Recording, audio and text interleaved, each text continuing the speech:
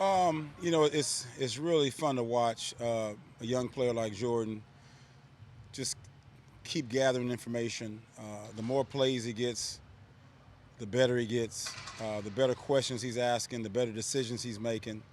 And it happens with all players, but in his situation, he's got so much talent, and it's such a different game than he played in college. It's so much more disciplined. We're playing lot more defenses. He has a lot more responsibility. He has to deal with the other leaders and his accountability to the rest of the team. And he's putting all that together and putting together a really solid few games. So I'm really excited about his development so far, and it's only going to get better. Curtis? Yeah, Ken, whether it's Jordan, Bobby, KJ, yourself back when, for a young linebacker early in their career, what are the aspects when they start getting it? What starts showing up when that whole process starts to click and they start to make that turn to really having things under control? Well, it's all about the decision making. You have so much information in your mind. You have so many different techniques, so many different voices, and you want to do so well because you understand that he's a first round pick and he's played at a certain high level for so long. He has such high expectations for himself, and he wants to prove to everybody, exactly who he is.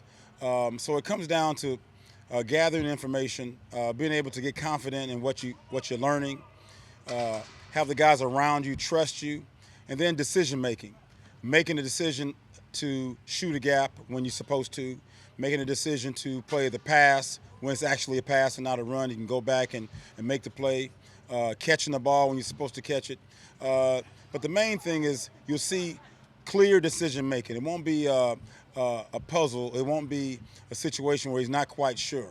When you see clear run forward, run back, shooting gaps, covering the right guys, you'll see the guy. You see his speed show up. He's a guy that's so explosive. When you feel that explosiveness and you see it jump off the tape and off the screen, it'll be undeniable. Bob? Yeah, Ken, you guys played the run so well in the first half Sunday, but then obviously those two drives in the third quarter. Was there any consistent theme to any of the mistakes that were made there at all, or? Well, it just so happens that all our best players had a bad play at the same time, for a few plays, and then once you had one bad play, the best thing to do is to forget about that play and go on to the next and don't compound it with another bad play. But they had a big long run and then followed up with a long run. Everybody was so surprised. This can't happen to us. And then once you come together and say, hey, let's make sure that everybody does their job, everybody plays their gaps. Then once that happened, everybody came together and they tried to run the same plays over again and we stopped them. So you don't know what plays are going to be the game-changing plays. And I think as the season goes on and the team everybody plays together, they start to realize that every play counts, everything counts, and they can't take one play off or else it could be the game. And I think that they've learned that, and it shouldn't happen again. Jen? It's been a while since we've seen Quentin Dunbar on the field. What would a healthy Dunbar bring to the defense? Well, anytime you have two really good corners, that makes your defense pretty solid.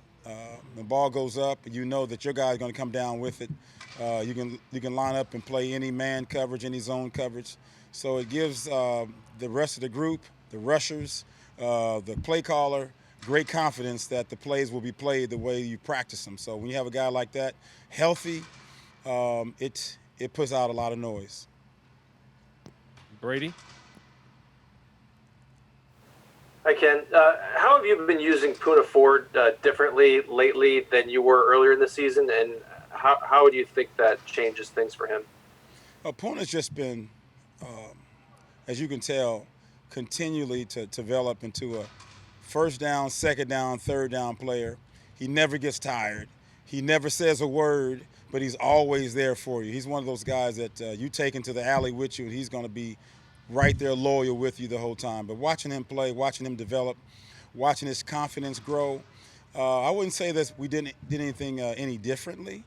Puna's just growing up. He's growing into the player that he wants to be. He puts in the work. He studies. He works hard with the D-line group and D-line coaches. He wants to be a really good player.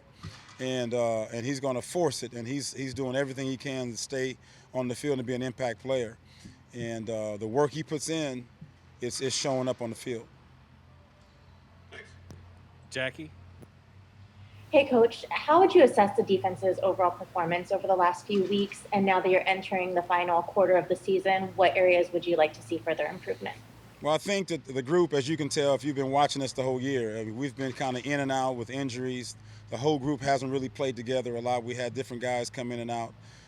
Now you get a little bit more cohesiveness. Guys are playing together week after week, and you see much improvement. The rush is better. The run defense had been better except for the last game. Just the continuity, the communication, the consistency over a period of time has been better. So it's no question that now's the time that we're peaking at the right time. Guys are communicating and playing well consistently at the right time. And now these last 4 games, one game at a time, is the time to put it all together. And all the expectations that we've had the entire season, now they should come for us at this time. Now's the time for us to put everything together we expected to happen that took so long to happen. We should this should be in a position now to finish really strong. Michael, Sean? Hey, Ken, who's most responsible for shaping your philosophy on defense? Well, there's no question, Pete Carroll. I've been with him as a sense of player since 1995, so there's no question he's the man. What's maybe the most important thing that you've taken from him over the years that you put maybe your own twist on? I can't say one thing. He's so dynamic and so, I can't tell you enough about him. You guys have seen the way he's worked here for the last 10 years. But there's so many things on the field, off the field, organization, dealing with people, calling a game, organizing your thoughts, putting the game plan together, getting the best out of each player, organizing practice. It just goes on and on. There's not one thing. There's so many different things that I'm learning and continue to learn. And he's been, a great motivation and mentor for me. Separate question, one more. What is it about DJ Reed that allows him to just kind of hold his own wherever you ask him to step? He's amazing. He's a great athlete, as you can tell. He's really smart.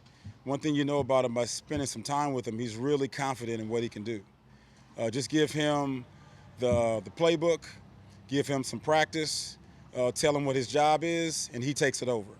He's a fantastic young player. You can play him. The first time we played him in the San Francisco game, you saw he jumped in and made an interception at the nickel position, and then we need him at the corner. He plays punt return, kickoff return.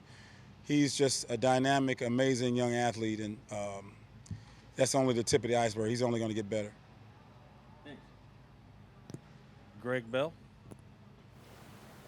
Ken, back to Puna Ford. How rare is a guy that's that big that weighs that much?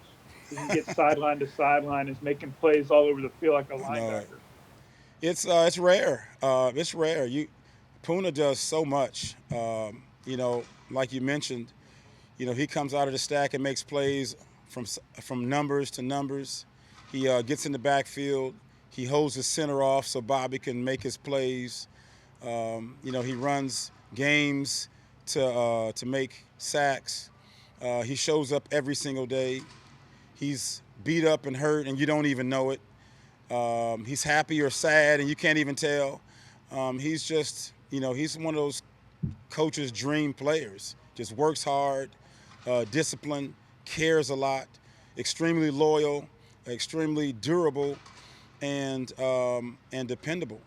And he's a really, really good football player, and he's a solid man and a person. When you talk to him, he has a great vocabulary and thoughts and opinions. So he's just, you learning more and more and more about him every time that you work with him. But and he's still a young man, so it's still so much more out there for him to grow. And I'm excited about what's in store for him. All right, last one for. Is he a prime example, Ken, of the measurables of football and the scouting, and you got to be 6'4" and 340, or else they won't look at you, and things like that sometimes get caught up in? Well, you can't measure his heart, and the fact that like I told you before, what his examples like Jay Reed, the guys he works with, and the guy he surrounds himself with, and you can't measure a man's heart about how he works. You just have to give him an opportunity. And Puna, we knew coming out of Texas, he was Defensive Player of the Year for a reason while he was there. And he's a fantastic football player. And over the years, a lot of the people with his size and stature, lower to the ground, longer arms, really tough, move well, they've really, excelled at that position when you put all the different intangibles together that he has. And he quietly just loves ball. He's quietly a really self-motivated person. And he's certainly an example that you don't have to make all the noise. You don't have to be the squeaky wheel making all the noise. You can also be a quiet, hardworking, well-mannered, disciplined person and player and still be successful. And last one for Coach Brady. Hi again, Ken. Some of these teams in the NFC East are trying to do what you guys did in 2010 when you won the division with the losing record. When you look back at that season, what do you remember about that, winning the division like you guys did? And did you hear the conversations about, they shouldn't, the rules should be different and all that, and how can you have a team with a losing record in the playoffs and all that stuff? Well, you certainly hear the conversation, you hear the noise. At the same time, you just want to play ball. And if it so happens that we win a division at 7-9, and it so happens that everyone else's record is equal, it doesn't matter. Just play the teams that are in front of you, and if it comes out that you still win with a losing record, it doesn't matter. What matters is that you won. What matters is you have an opportunity to keep playing. Everybody just wants to continue playing because we love this game so much. But whether you 12-4, 13-3, 7-9, number one is number one in your division. You have an opportunity to play in the playoffs, to play for the Super Bowl. So it doesn't matter what your record is if everybody's record is the same. So you hear the noise, but it comes down to who's winning the division. So it doesn't matter.